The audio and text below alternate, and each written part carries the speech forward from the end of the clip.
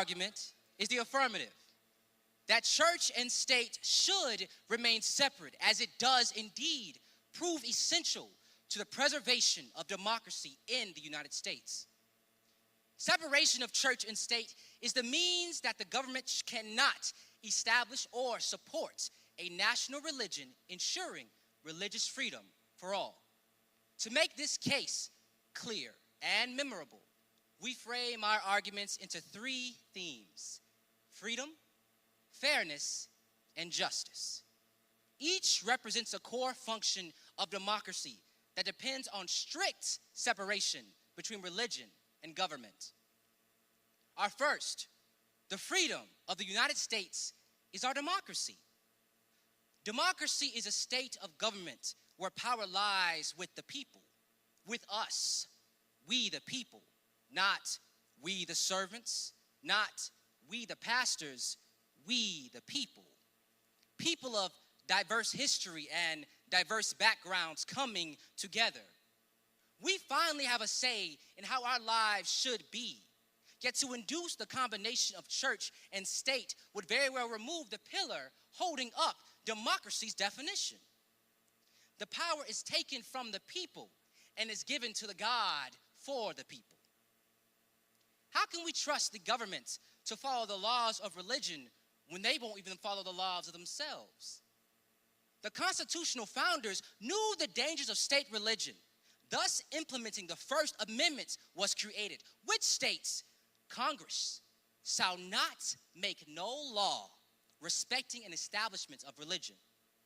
The first established law to create democracy in this nation upon escaping Europe's religious tyranny was to establish freedom from religion and freedom of religion. Thomas Jefferson spoke strongly of how religion should be freedom of choice, stating in his letter to the Danbury Baptists, and I quote, "Religion is a matter which lies solely between man and his God," thus building a wall of separation between church and state. This constitutional design is a deliberate safeguard for a democratic society made up of believers, non-believers, and everyone in between. My second point, the fairness is the protection of religion from corruption. The phrase separation of church and state originated in 1636 from lawyer Roger Williams. He stated it was to prevent the malice of the government from corrupting a person's freedom of conscience, calling it soul freedom. When religion becomes a tool of the government, it loses moral authority. Religion is the choice thereof. To believe in God is not the same as being forced to believe in God. Let me give you some perspective. What if you were pushed into a nation that stripped you of your individuality and forced religion upon you? Similar to our previous games of God Says.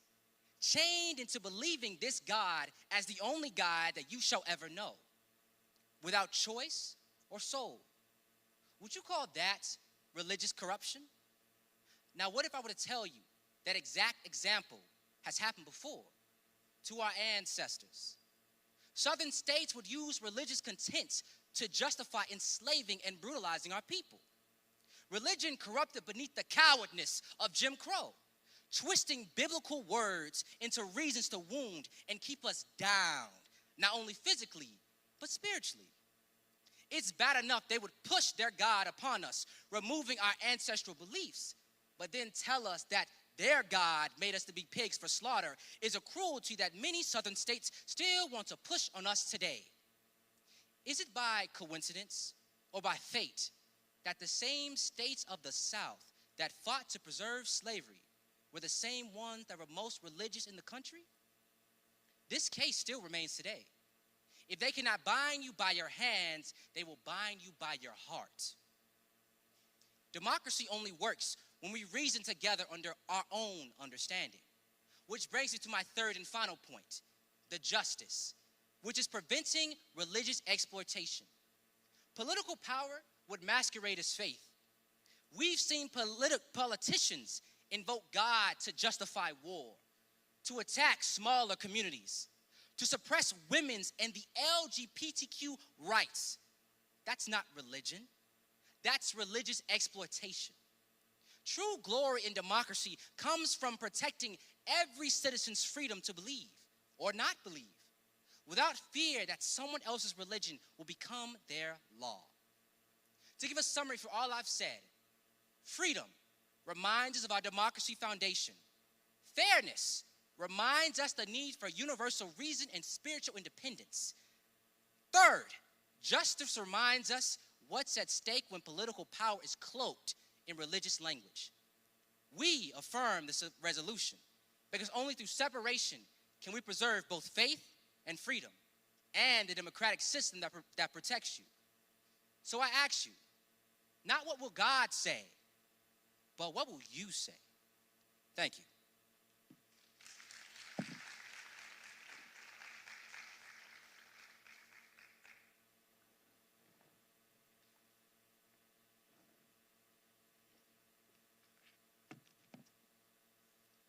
Please stand for the pledge. Attention, salute, pledge.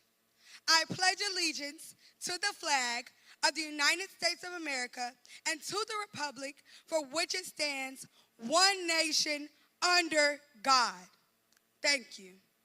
Greetings, esteemed judges, fellow debaters, and guests. One nation under God. These words remind us that religion has always been a part of our nation's story. Yet, democracy has survived alongside this integration. The resolution before us claims that the principle of separation of church and state is essential to democracy's survival. We stand in strict opposition. To truly understand why we stand firmly in opposition to this resolution, we must first dissect each component of the resolution. First, the principle. This means we're debating the idea itself, not just how it's applied. Is the concept of separation absolutely necessary for democracy to survive? Two, what is the separation of church and state? This is the idea that religious institutions and government should not be formally intertwined in authority, lawmaking, and enforcement. Three, is it essential? This debate hinges on necessity. Does democracy require separation, or can it exist without it? And last but not least, the preservation of democracy. The focus is on sustaining democracy over time. It's not just about whether democracy can exist with religion, but whether separation is necessary to keep it strong and prevent its decline. We must also remember key facts about democracy itself. According to the Center for American Progress, democracies are ongoing experience that move in fits and starts, needing to adapt to inevitable changes. They are never perfect, they never solve all problems, but where democracies are strong and effective, they provide the best available alternative for people to be represented equally by their government to reach its full potential. Now that we've unpacked the resolution piece by piece, we can begin to see where its assumptions may not hold true. The first point we must address is whether separation actually preserves democracy, or whether, in fact, democracy is strongest when it reflects the values of its people, including those rooted in religion. In democracy, laws emerge from the moral convictions of its citizens. For many, those convictions come from religion. To completely strip government of any religious influence is to silence a large part of the people that it serves. True democracy means including, not excluding, those voices. Secondly, separation has never been absolute. Our pledge says, under God. Our money says, in God we trust. Congress still opens in prayer, yet democracy has endured. The United Kingdom has an established church, yet its democracy thrives. Integration and democracy are not enemies. They can coexist. Because religion already surrounds our government, the question isn't whether faith exists in the public sphere, because it does. The real question is whether acknowledging it destroys democracy. History has shown that it does not. The affirmative has cited arguments like religious freedom, preventing coercion, or protecting minorities. While these are in fact important, they do not prove that strict separation is essential. Protecting democracy does not require erasing religion. It requires balance. Safeguards like constitutional rights and equal protection already exist to achieve that.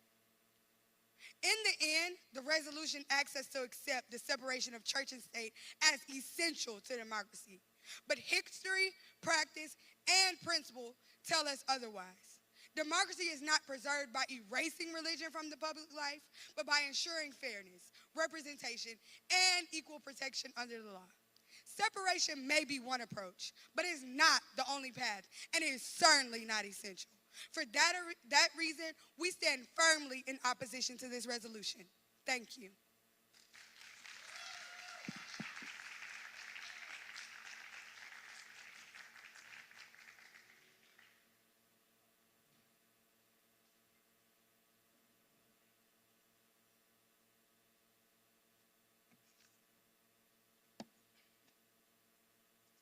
Greetings, and thank you for being here tonight.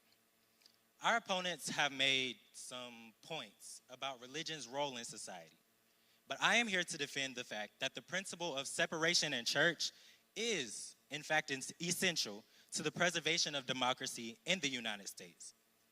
The opposition has argued that America was founded on Christian principles, or that religion is necessary to provide moral order. They have pointed to the fact that we have "In God We Trust" on our money, and the one nation under God in the Pledge of Allegiance as proof that faith and government are naturally intertwined. But this argument collapses under scrutiny.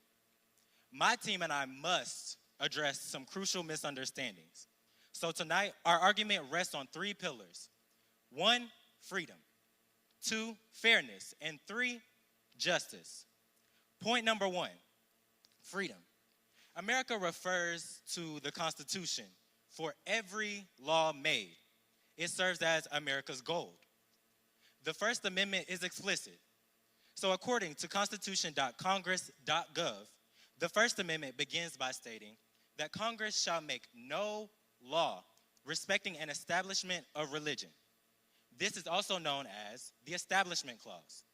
This amendment is a constitutional safeguard essential for democratic neutrality. The founders, the founding fathers, fresh from Europe's history, bloody history, of state churches, knew that democracy could not survive if the government became a theological tool.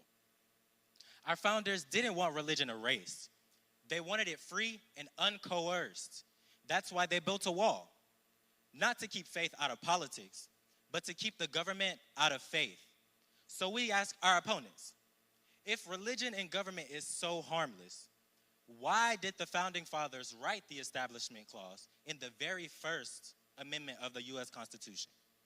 An example of this amendment being upheld is the Supreme Court case of Engel versus Vitale of 1962, which banned state-sponsored prayer in schools to protect students' religious freedom. A more recent example would be the court case of Roick versus Brumley of 2025.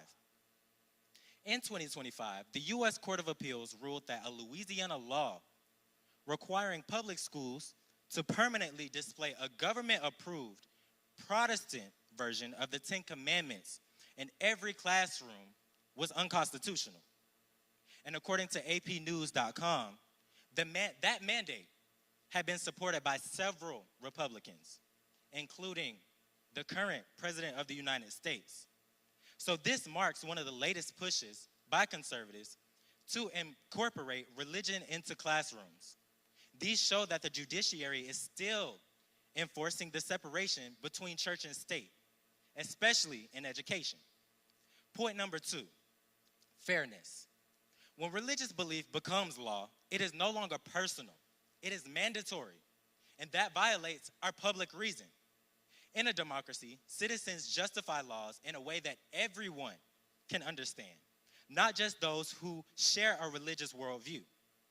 According to Stanford Encyclopedia of Philosophy, public reason requires that the moral or political views or political rules that regulate our common life be in some sense justifiable or acceptable to all those people who are governed by those rules.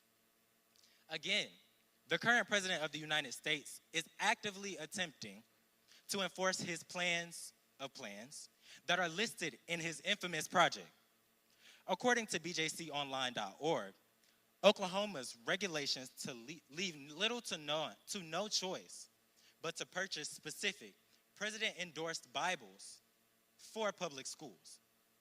The God Bless the USA Bible that includes text written by the Founding Fathers as well as text excerpted from the Bible is being mandated in Oklahoma for schools for children to learn.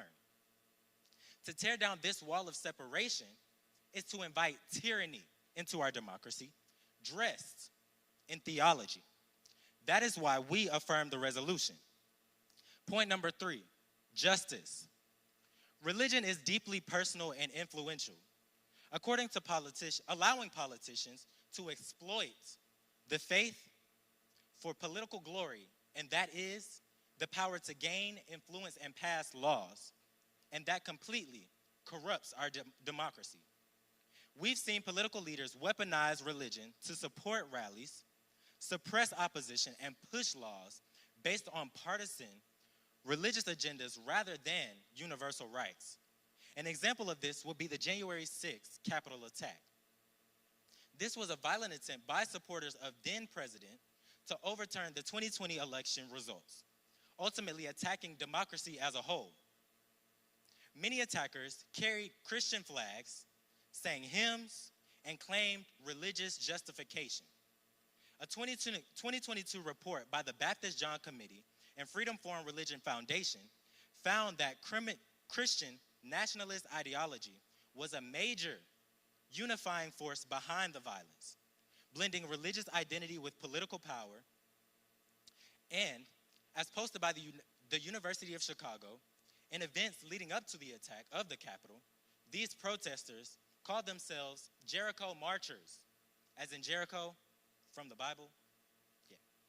When politicians and supporters cloak their ambitions in religious rhetoric, they exploit faith as a tool to achieve personal or party glory, not to uphold democracy. Therefore, separation of church and state protects democracy by preventing politicians from using religion as a shortcut to political glory, ensuring that laws are debated on shared civic values, not religious manipulation. So, in conclusion, we pose another question. What becomes of equal representation when a president invokes not the Constitution, but the Bible as the blueprint for national identity? I'll tell you what happens. Our constitutional guarantees to the rights of freedom, fairness, and justice are completely discarded, and theology subdues. So yes, the idea or the principle of the separation of state is in fact necessary to live in an effective democracy. This theology that is being forced upon us is in fact not democracy. So yes, separation has not been absolute. Need I remind you that segregation was only 61 years ago. And personally, my mother's only 62 years old, and she's still living. So thank you.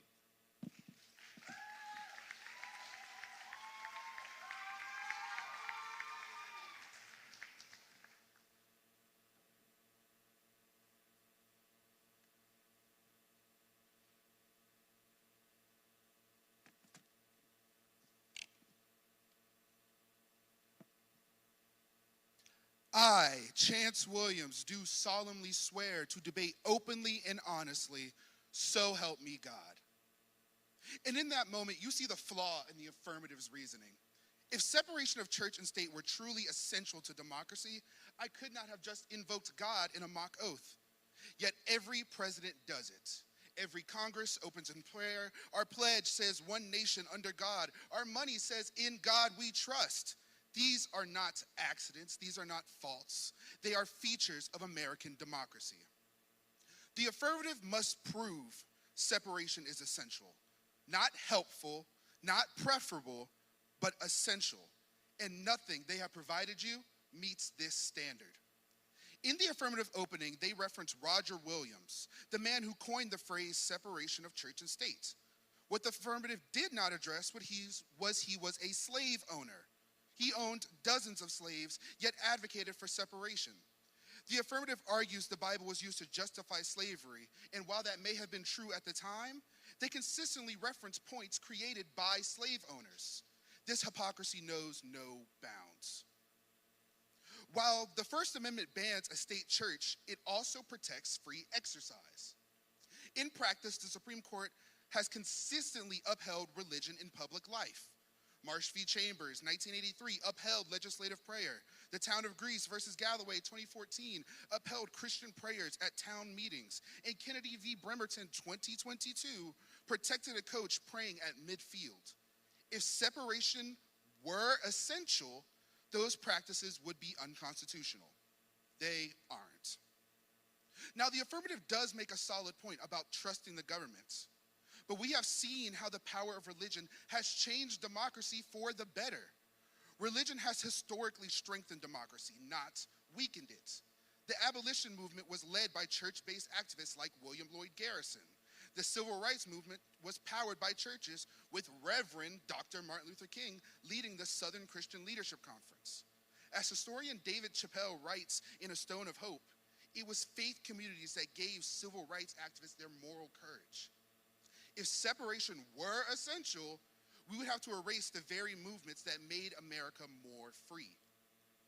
And they'll argue how history shows entangling church and state leads to oppression. But global evidence destroys this claim. The UK has an official church. They have bishops and parliaments, and they still ranked higher than the US on the Economist Intelligence Unit Democracy Index that measures the strength of a democracy. Norway had a state church until 2017 and consistently ranked number 1 in democracy. Denmark still has a state church and is consistently top 10, while the US doesn't even make the rank. If separation were essential, these democracies could not exist, except they do. Thriving, stable, and free. They'll try to connect authoritarianism of certain religious governments to the democracy we have. But this slippery slope fallacy holds no weight.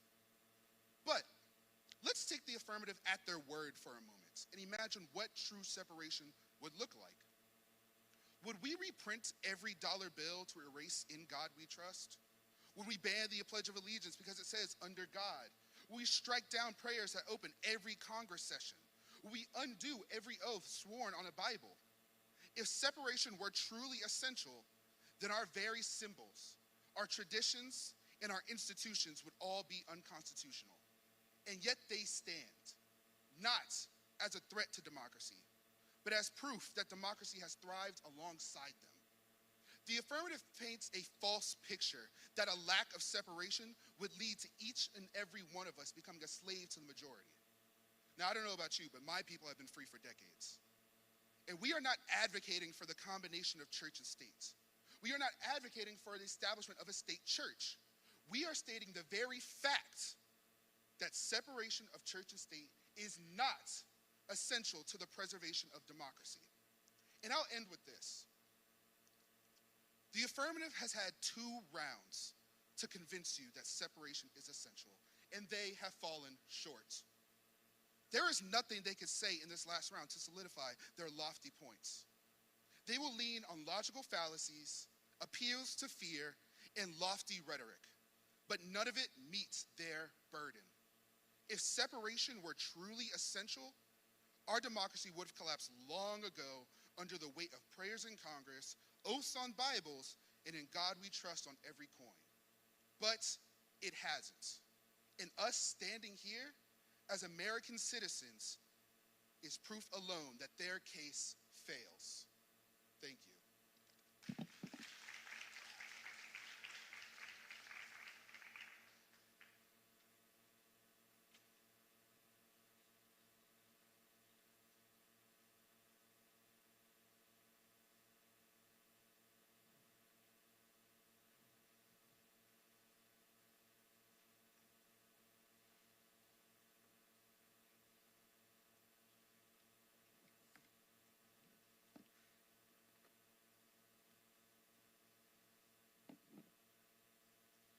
honorable judges, respected audience, and members of the opposing side. Democracy is fragile. It does not stand on its own. It survives only when we, the people, defend the freedoms that gives it life. Tonight's resolution is not a matter of preference or interpretation. It is a matter of preservation. The separation of church and state is not optional, not secondary, but essential to the survival of democracy in these United States. Let us return to our framework. Freedom, fairness, and justice. Freedom is democracy itself, the inheritance we received from the Constitution. The very first words of the Bill of Rights declares, Congress shall make no law respecting an establishment of religion. Not the Second Amendment, not the 10th Amendment, but the first. The founders knew why. They had lived under governments in Europe that pressed state churches control both politics and its people. England, a country that does not run on a democracy, but a monarchy. Dissenters were jailed for refusing to conform to the official church. In France, religions tore apart the country for generations. To prevent that fate in America, Jefferson wrote of a wall of separation between church and state. It matters to describe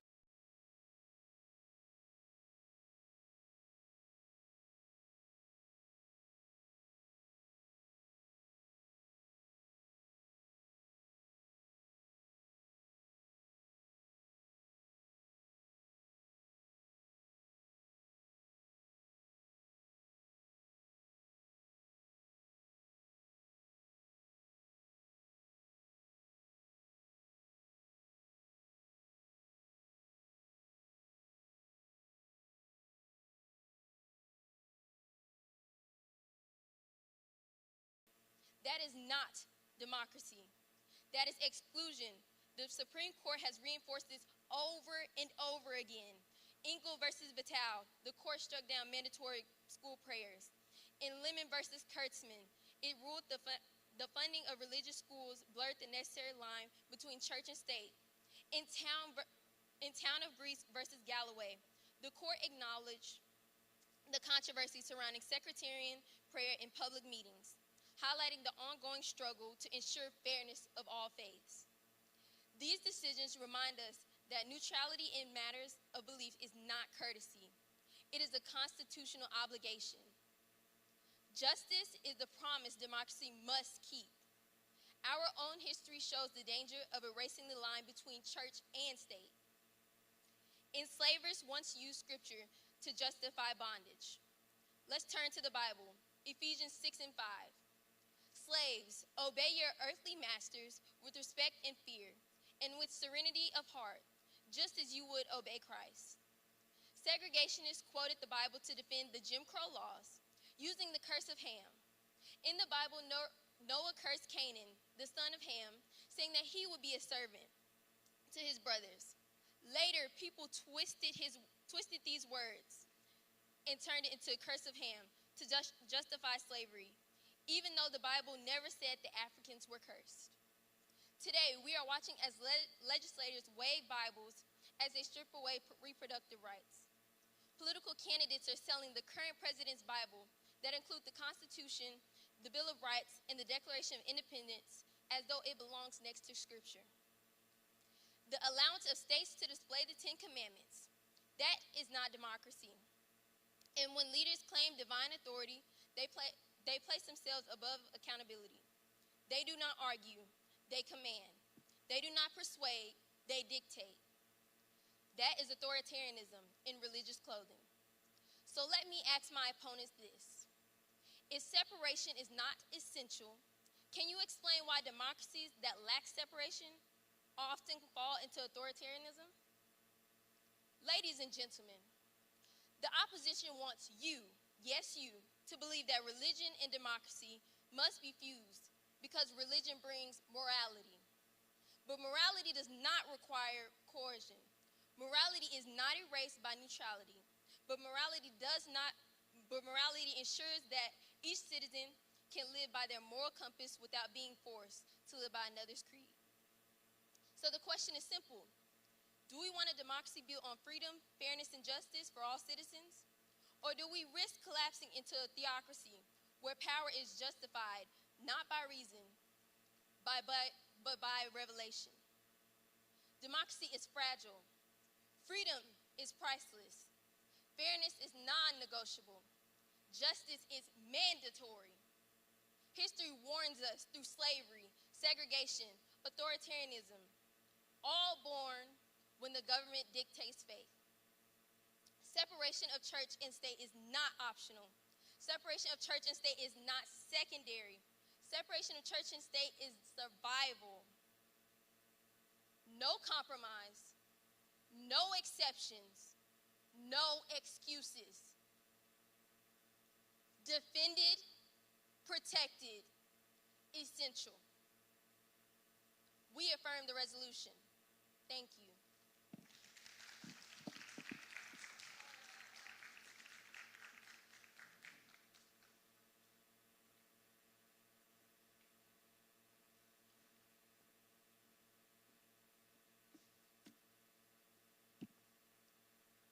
Everyone, please bow your heads. Dear Lord, thank you for the gift of this day. We praise you for the sun that warms our spirit, for every life here, and for those who face hardship this hour. Watch over our debate, guide our words, and keep us safe in all of our endeavors. In the mighty name of Jesus, amen. Ladies and gentlemen, we stand opposed to the resolution that the principle of the separation of church and state is essential to the preservation of democracy. My colleagues have shown you today that our republic was never designed to be a sterile sphere where faith was banished. Instead, it was built on the idea that government should reflect the values of its people. When we talk about separation, we are not arguing for a theocracy. We are simply saying that erecting a rigid wall between faith and politics is not only unnecessary, it threatens the very moral foundation that sustains our self-government. George Washington and John Adams made this clear. They believed that religion was the foundation of the civic virtues that democracy demands. Are we ready to reject their wisdom and sever government from the moral compass of the majority? My teammate reminded you that a strict separation is not absolute under our Constitution. The First Amendment prohibits establishing an official church, but it also guarantees free exercise, explicitly restricting the barring of their ability to control religious freedom in government. My colleague brought it to your attention that the Supreme Court has repeatedly upheld religious expression in the public square. If true separation were essential to democracy, these decisions would have to fall. Yet, they stand strong, proof that our courts reject a blanket ban on faith. Think of our traditions. Our pledge proclaims one nation under God. Our president swears, so help me God. Every coin in your pocket is in God we trust. Eradicating every trace of religion would force us to recall every dollar bill, rewrite the pledge. Oh, so many students have memorized and respected, dismiss our chaplains, and strike down centuries of ceremonial prayers. Do we really want a government so insecure that a few words of well-wishing become a mortal threat to democracy? According to gov.uk, the UK is a constitutional monarchy and a parliamentary democracy, meaning they were founded as a monarchy and respect the rules of their foundation as we should ours. If separation were essential to any democracy, our neighbors across the sea would have crumbled under the weight of their faith-based institutions. Instead, their democracies flourish. And even without strict separation, ours will as well. My colleagues and I are not here to integrate church and state. We simply ask, why obsess over drawing lines so perfectly that we tear out the moral fibers of our civic life? Lack of absolute separation does not open doors to tyranny. It opens doors to conscience. It allows citizens to bring their full humanity into public service, to stand on the shoulders of faith-driven movements that abolish slavery and secured civil rights. It affirms that religion, far from undermining democracy, has strengthened it.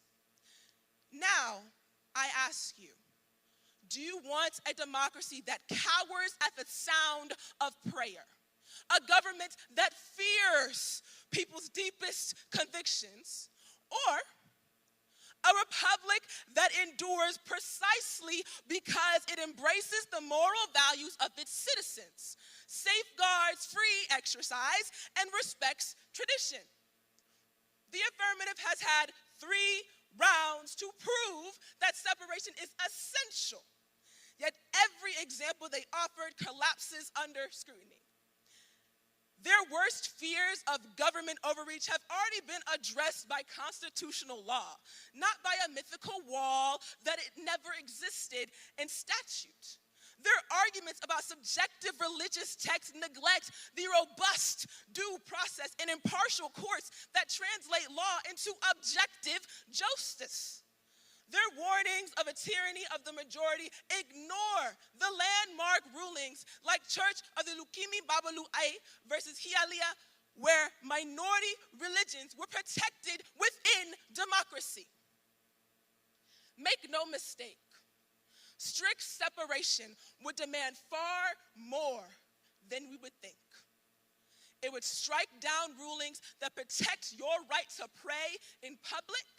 It would invalidate parental choice for faith-based schools. It would erase every under God from our public life.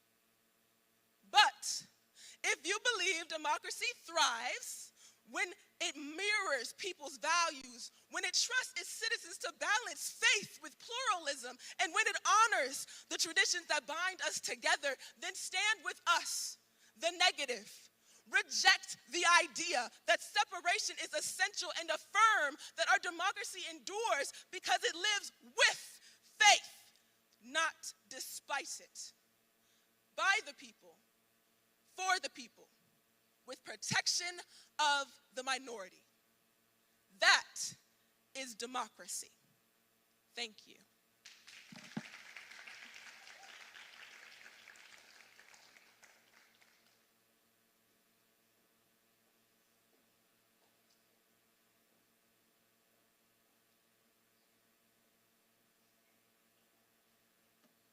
All righty, let's give both sides a big round of applause. This takes a lot of work, lots of preparation. All righty, so we're going to excuse our judges to deliberate for just a few moments. Follow Ms. Miracle here to one of the rooms. We're going to give you a few minutes. In the meantime, we are going to pass around a QR code for the audience to vote on the People's Choice winner. So those QR codes should be coming around very soon, like right now, expeditiously. It's the whole room here, guys.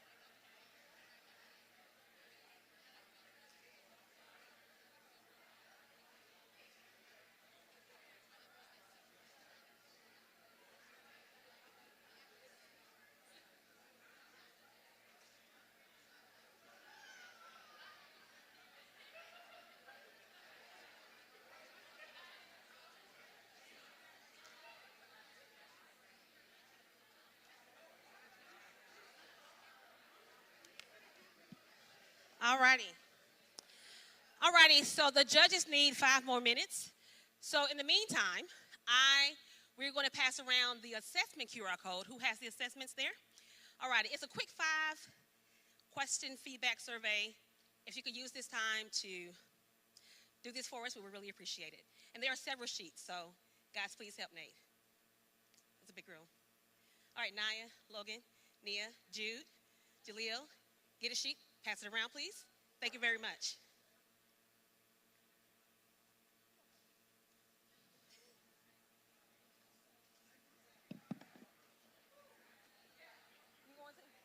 Oh.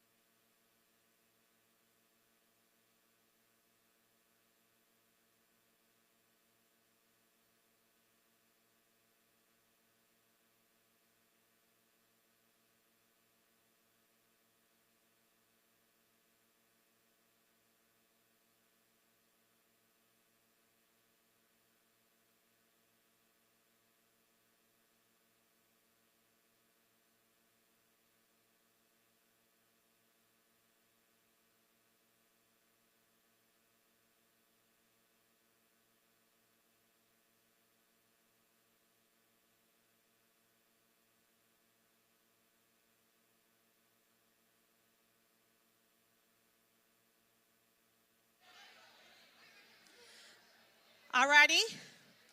All right, let's take a seat. Let's take a seat. All righty. So I'm going to pass the mic to Dr. Charlotte Teague, who is our lead judge, who will provide some feedback and announce the judge's winner.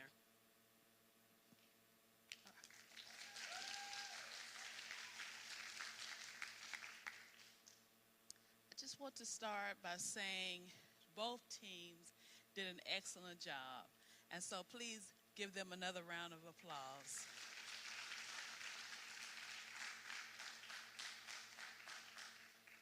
This was extremely hard for us. Really, we really deliberated, and we went back and forth. And so just know that it was not an easy decision.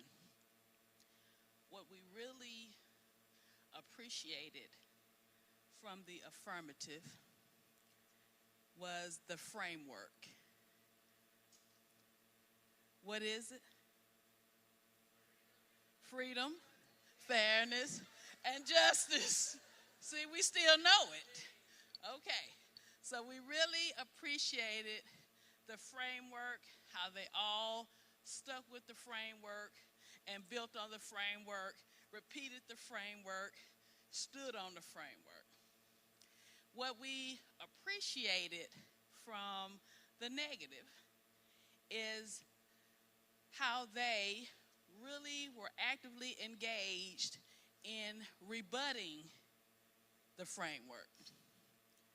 And also how they had strong emphasis and a few shenanigans with the prayer and the Pledge of Allegiance and those types of things.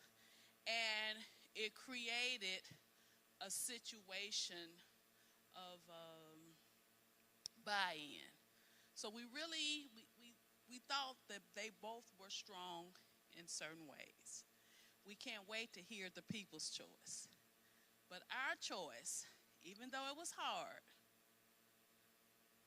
and to quote my fellow judges, we leaned toward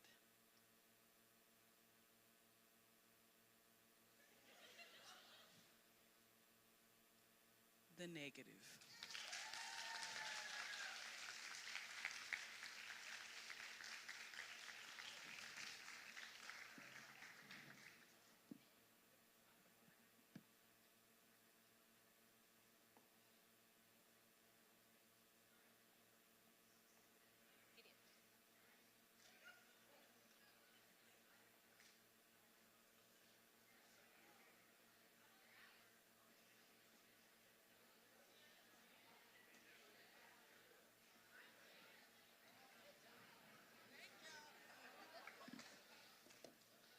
Hi. Let's give them a round of applause again, please. Thank you very much to our judges. And now for the People's Choice Award. Drum roll, please. Thank you, thank you, thank you. What do you guys think the People's Choice Award is? Okay, so for the People's Choice Award for the second time, since last year is the negative.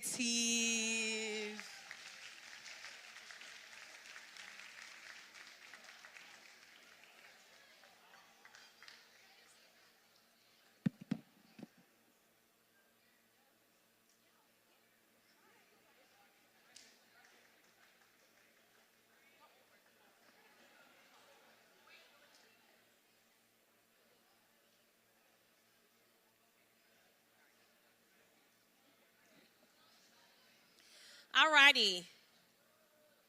Again, thank you so much to both teams. Thank you to our judges. Thank you to our Honor Speech and Debate League. In a few weeks, we've been invited as one of 8 universities to compete in the Penny Games, which is an HBCU debate that will take place in Birmingham, where our opponents will be Tennessee State, Morehouse, Bethune-Cookman, Wiley College, Livingstone, Hampton, and Tuskegee, I believe. So that will be in about 2 weeks.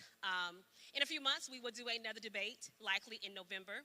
And so we will also do our marketing for that, and hopefully you all will come back again to support our Honor Speech and Debate League. Again, thank you for your attention. Thank you for your engagement, and good night.